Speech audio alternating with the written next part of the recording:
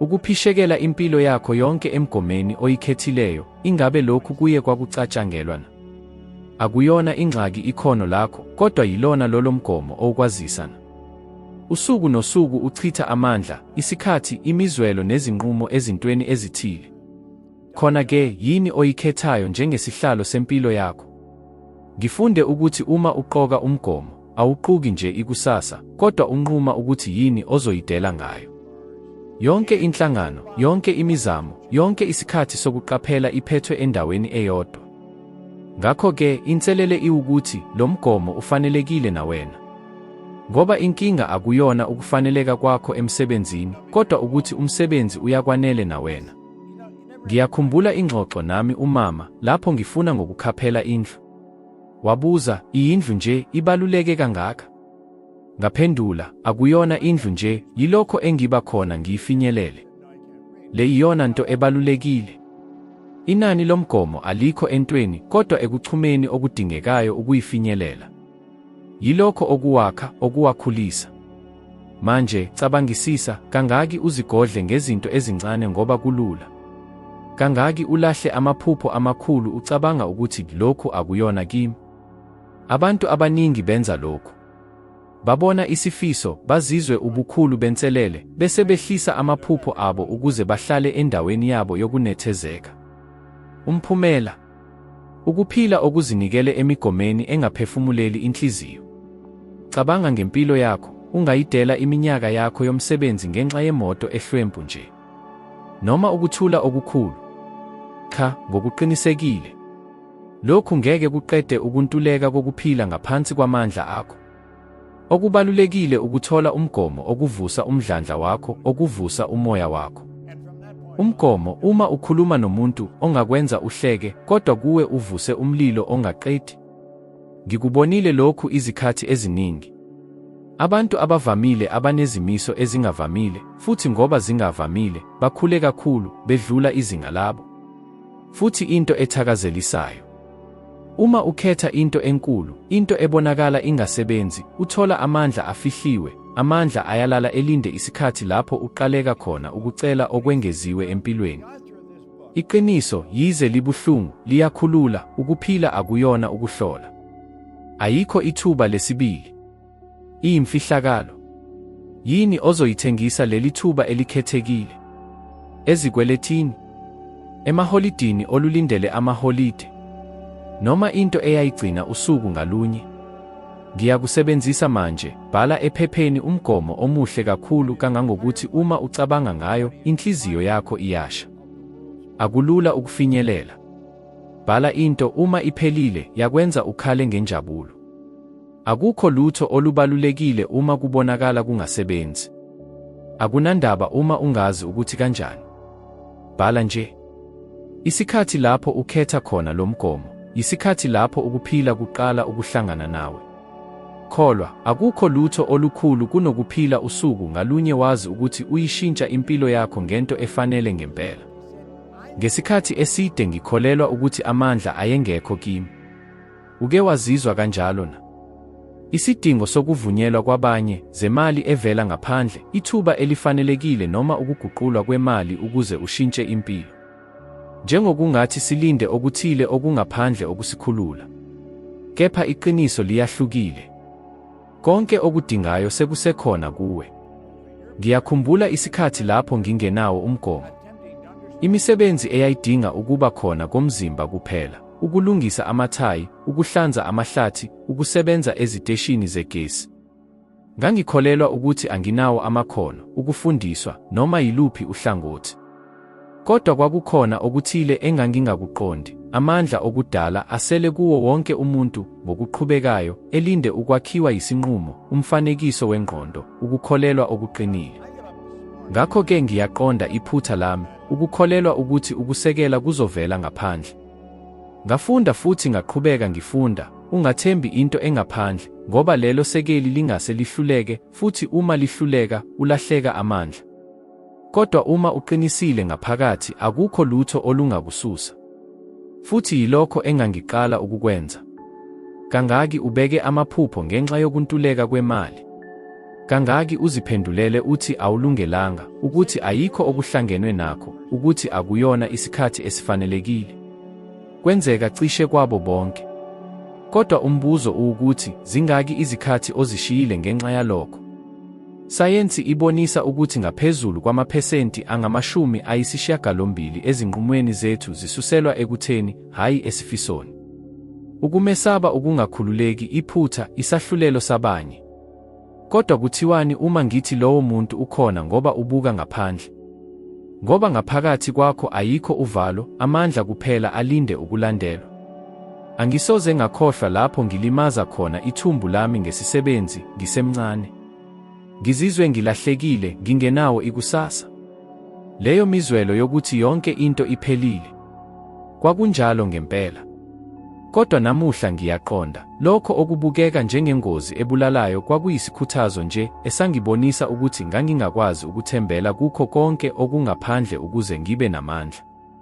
Ngoba umzimba uhluleka, izimo zishintsha, kodwa amandla okudala phezu kwethu awenzi.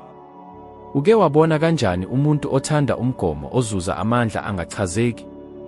Uvuka ekuseni, usebenza kakhulu, uthola izixazululo ezingabonakali. Akuyona imilingo, amandla angaphakathi ayalandelwa. Amandla akho akhona manje. Mhlawumbe awukabi nanozinti, ngakho uzizwa ulahlekile. Kodwa ngesikhathi lapho unquma khona ukuthembela kuwo, konke kuyashintsha. Khona-ke, cabanga, kuthiwani uma imfihlo ingekho ukulinda ukuphila kushintshe, kodwa uqaphela ukuthi unamandla okwenza lo mshintsho?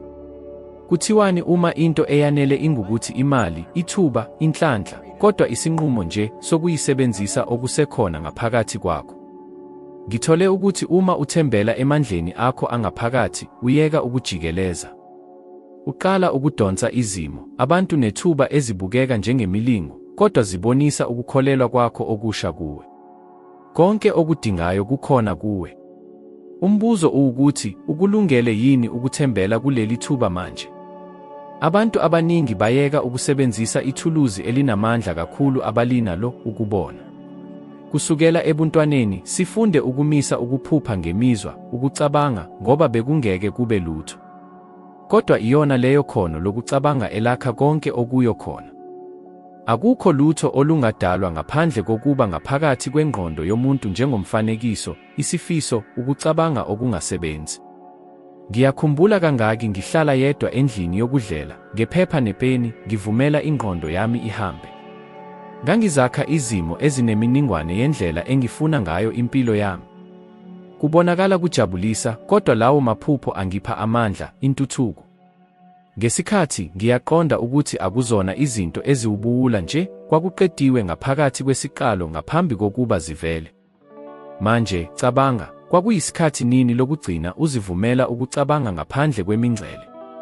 Akuyona indlela yokukhokha izikweleti, ukuphuma enkingeni, kepha ukudala umbono omkhulu, ngaphandle kokumisa. Abantu abaningi bakhathazeka ngemali, ukugijima, isimo, njengokungathi lokho konke. Baphendukela ekuphindaphindeni okungenasonde, ngaphandle kokubona ukuthi isisombululo sisekuyisebenziseni ukucabanga. Ngifunde ukuthi ukucabanga yisikhathi sokuqala sazo zonke izinzuzo. Shintsha amandla aba yifomethi, futhi yonke imifanekiso ecacile futhi egcwele imizwelo iba yimagnet yokudonsa lokho okuyimfuneko. Bheka uSteve Jobs.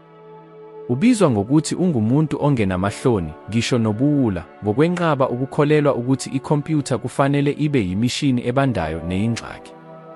Wacabanga ngento enhle, elula, ebonakala iyinkimbinkimbi. Futhi lowo mbono uphindaphindwe izinkulungwane eziningi engqondweni yakhe, washintsha imboni yeteknoloji nempilo yabantu abaningi. Kodwa ngiyaqonda, mhlawumbe ucabanga, kuthiwani uma ngicabanga into enkulu bese ngihluleka? Ukumelana okuvamile. Iphutha langempela akuyona into engafinyelelwa, kepha ayikwazanga ukucabanga. Ngoba uma ubandakanyeka ngomzwelo nomfanekiso wengqondo, uyahamba ngendlela ehlukile. Ngisho noma imiphumela yokuqala ingeyona okulindeleke, inqubo ikwenza ube ngumuntu oqhakazile, onenkani, oseduze nalokho ofunayo. Kukhona iminingwane ebalulekile, uma ubona into, cabanga njengokungathi isekhona. Iphutha ukukuhlela ngolunye usuku esikhathini esizayo. Kodwa ikusasa alikho kuphela manje. Uma udala umfanekiso ngesikhathi samanje, ukuqonda kwakho okuyimfihlo kuyaqonda ukuthi lokho sekuyisiseko sempilo yakho futhi kuqala ukusebenza ukuze uhambisane nezimo zangaphandle nomfanekiso wangaphakathi. Ngibonile abantu bebhala ukuthi ngingumnikazi webhizinisi lami, bephinda futhi bebona ukuthi kuzoba njani ukukhonza amakhasimende, ukuphatha amaqembu, ukuba nomuzwa wokwaneliseka kwempumelelo yebhizinisi.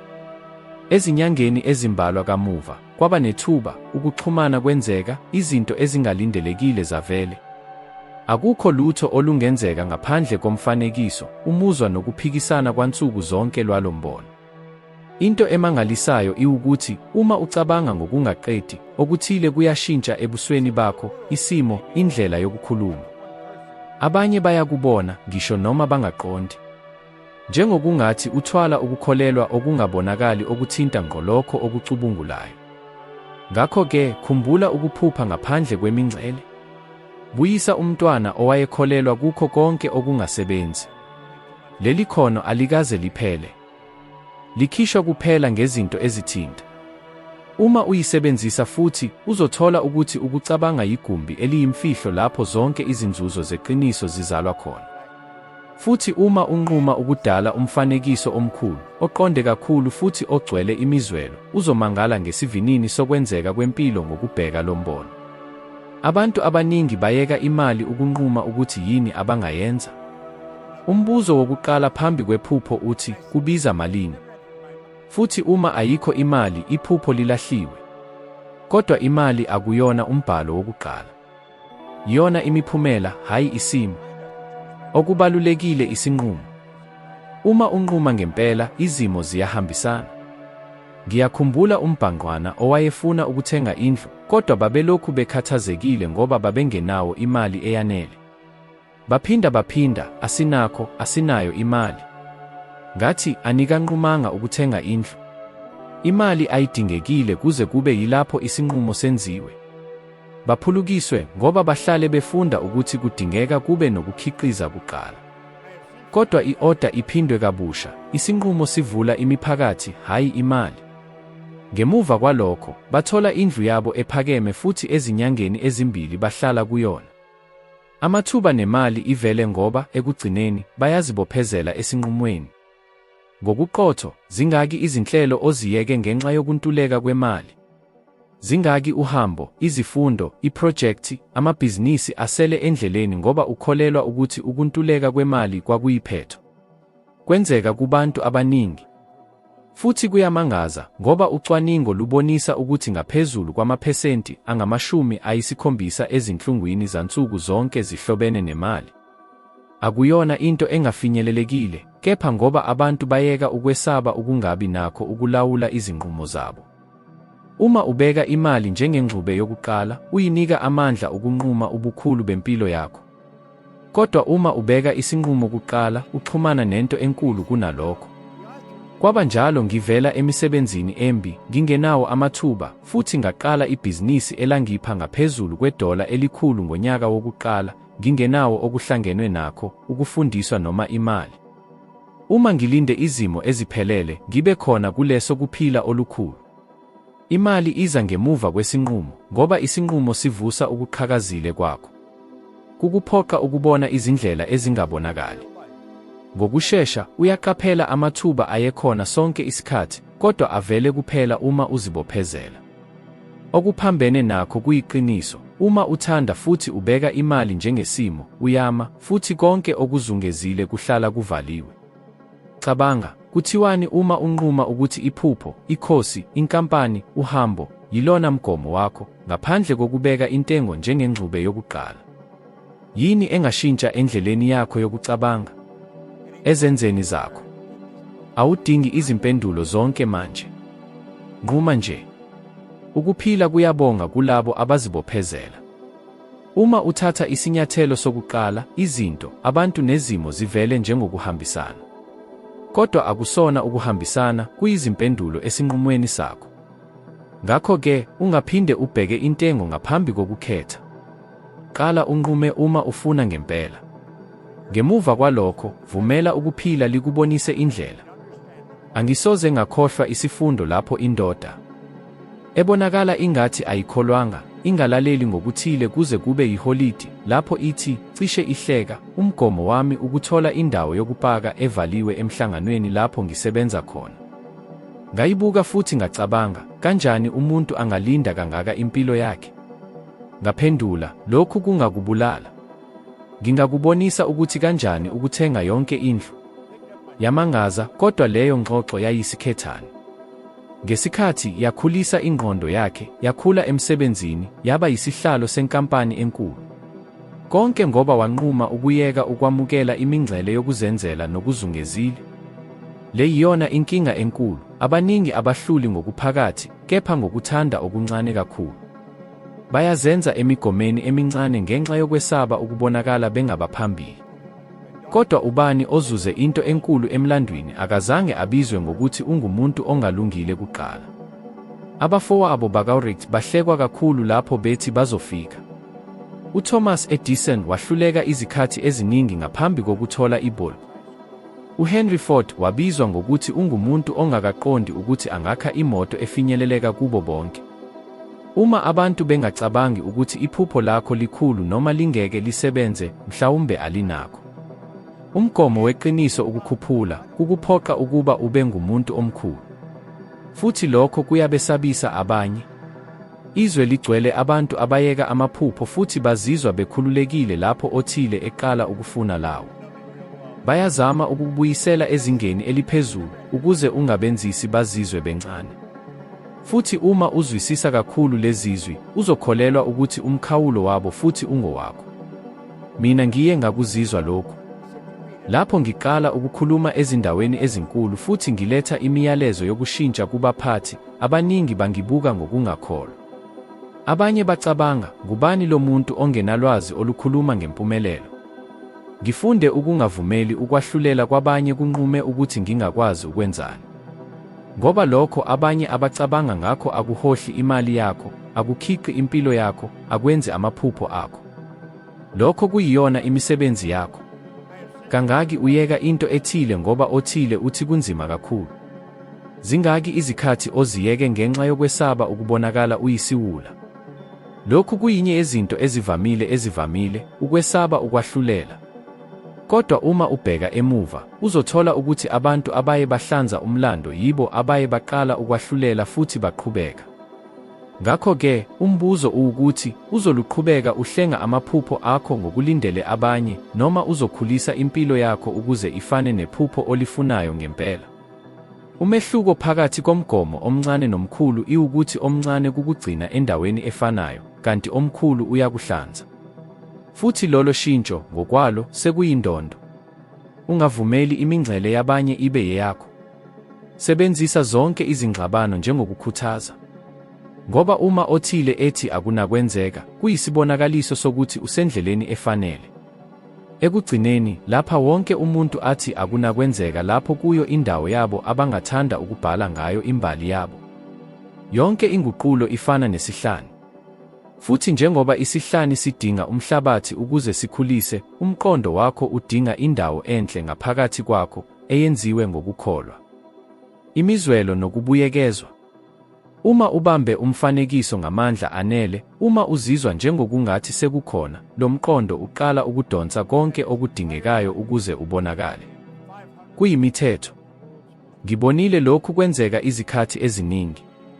Ngiyakhumbula uEddie, owayedinga ukuthola idola elikhulu ngezinsuku ezingama-90 ngaphandle kwezinye izibopho zakhe. Kubantu abaningi, lokhu kubonakala kungumqondo ongaphandle, ubunzima obungakwazi ukubhekana nabo. Kodwa wayesevele eziqeqeshe ngokwanele ukwazi ukuthi akazange adinge ukwazi ukuthi kanjani.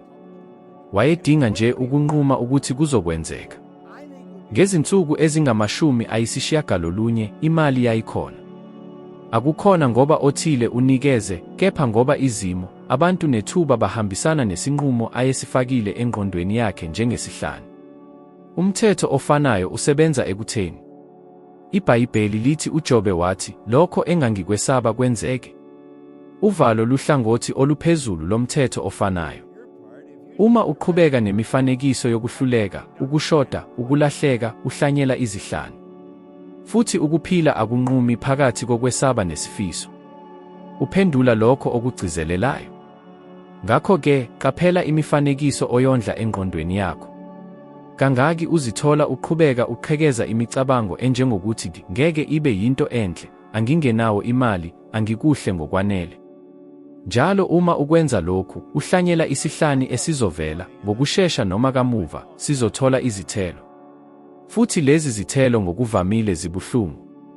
Hawu, bazalwane! Ngiyazi ukuthi nina niyazibona njengabantu abancane, abangenamandla, abagxilile ezinkingeni zabo. Kodwa ngithi kini, lokho akuyona inhliziyo yenu yangempela. Kukhona amandla amakhulu ngaphakathi kwenu, amandla okwenza izinto ezinkulu, amandla okuguqula impilo yenu. Kufana nomthombo omkhulu, oqhele ngaphansi komhlaba, ulinde ukuba nivule ivalelwe. Ngingathanda ukuba nithathe inselelo, qala ngokubona ngeso lengqondo impilo enifuna ukuyiphila. Ungacabangi ngokuthi ngizofika lapho, cha. Cabanga ngathi usekhona. Uzizwa njani? Uyajabula? Uthulile? Ukhululekile? Lo mkhuba, ukubona ngeso lengqondo, uyindlela yokuqala yokuvula lowo mthombo. Kungathi uyalungisa irediyo, ufuna umsindo othile, uphendula idial uze ufike kuwo. Impilo yakho iyaphendula kulokho okufakela engqondweni yakho. Uhlwanyela imbewu yokudumazeka, uzothola izithelo zokudumala. Uhlwanyela imbewu yokholo, uzothola izithelo zempumelelo. Ngikhumbula ngangingumlilo, ngingumuntu ongenamfundiso, nginokwesaba ukuthi ngeke ngiphumelele. Ngangingumuntu oqhelile, ngizibona ngingumuntu oqhelile. Kanti ngithi kini, lolo phawu lwangaphakathi lwalungiyisa khona. Kodwa ngaqala ukuzibona ngingumuntu ohlukile, oqine, onamandla. Ngagcina ngiyibona impumelelo, ngiyithola impilo engiyifisayo. Lokhu akulona isixwayiso, bazalwane, kodwa yisibonelo sokuthi nina ningayenza kanjani. Qala ngokuzibona, ngokholo, ngamandla. Yenza lokho uzimisele ngakho. Ngoba nje, ukukhetha kwenu kukhulisa noma kunciphise amandla enu. Kanti ngiyazi ukuthi ningabantu abakhulu, abanamandla. Yithi kini, nihlale niqine, nihlale niqine. Ngingumuntu onithemba ngani? Qhubekani nithi, ngingumuntu omkhulu. Ngoba kunjalo. Kanti-ke, silindele enye ividiyo, ngizokusiza ukuthi nibe ngcono ngaphezulu. Ngiyabonga.